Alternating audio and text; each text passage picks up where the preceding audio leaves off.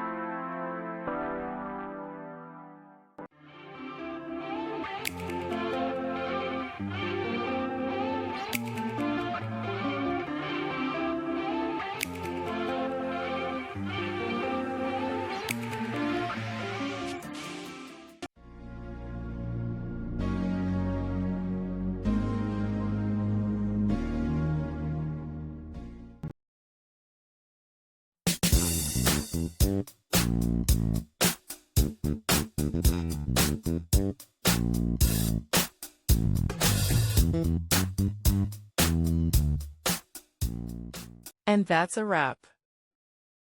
I hope you found the answer you were looking for. If you did, take a second to hit that subscribe button. It really helps out.